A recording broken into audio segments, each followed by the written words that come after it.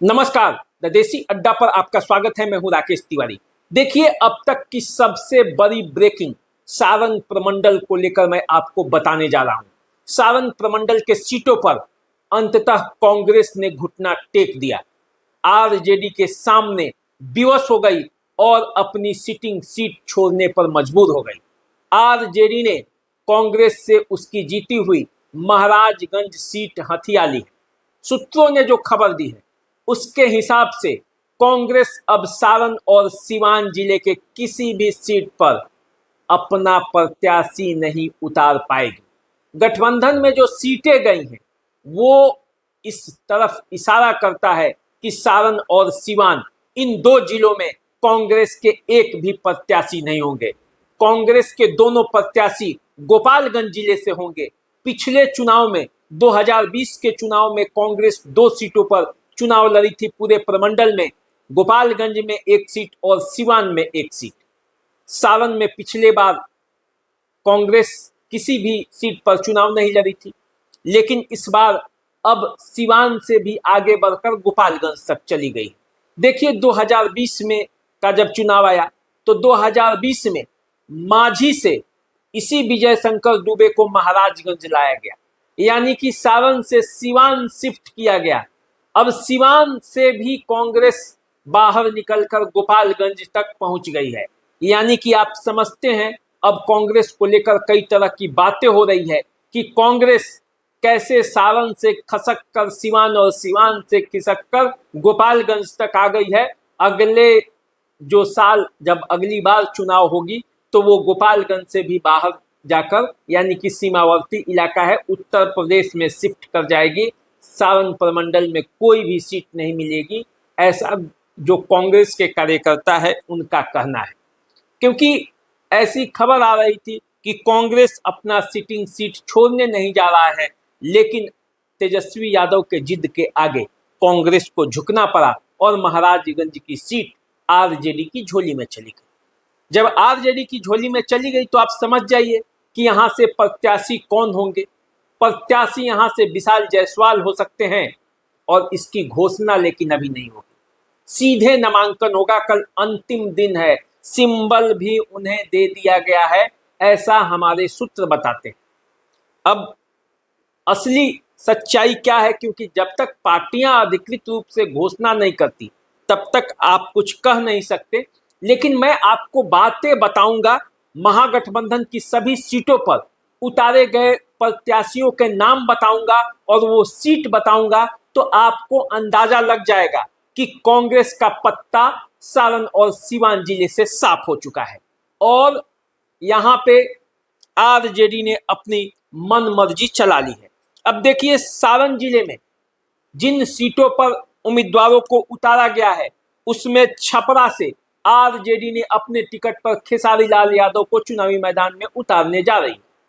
छपरा से चुनाव लड़ने के लिए खेसारी लाल यादव आज शाम को आरजेडी ज्वाइन भी कर लिए, अपनी पत्नी के साथ पहुंचे थे। तेजस्वी यादव ने खुद उन्हें पर्ची देकर आरजेडी में शामिल किया।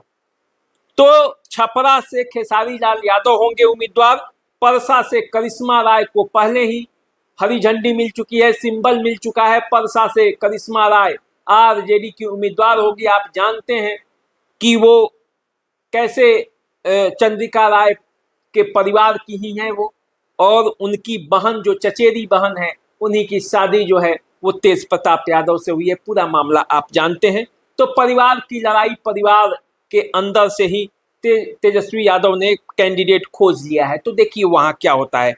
अब आइए, अमनौर से सुनील राय को आरजेडी अपने टिकट पर उतारने जा रही है। मरौरा से जितेंद्र राय चुनावी मैदान में उतरेंगे। बनियापुर से अशोक सिंह के बेटे, स्वर्गीय अशोक सिंह के बेटे जो बनियापुर के पूर्व विधायक थे, बिट्टू सिंह को चुनावी मैदान में उतारा जाएगा। सिंबल लेने सब कोई पहुंचा था, तारकेश्वर सिंह, चांदनी देवी और बिट्टू सिंह सिंबल लेकर पहुंच चुके हैं, नामांकन करेंगे। एकमा से श्रीकांत यादव का टिकट अंततः फाइनल हो गया, सिंबल भी मिल चुका है। एकमा से वो चुनावी मैदान में उतर रहे हैं। गरखा से सुरेंद्र राम को सिंबल मिल चुका है, सुरेंद्र राम पर्चा भरेंगे। तरैया से शैलेंद्र प्रताप सिंह, आप जानते हैं कितना विरोध हो रहा है।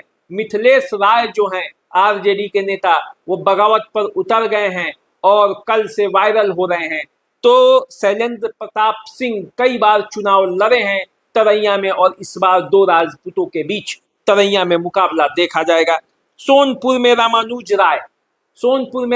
राय चुनावी मैदान में उतरेंगे। तो ये सारण जिले की सीट है जिसे आपने देखा। अब हम बात कर लेते हैं गोपालगंज जिले में।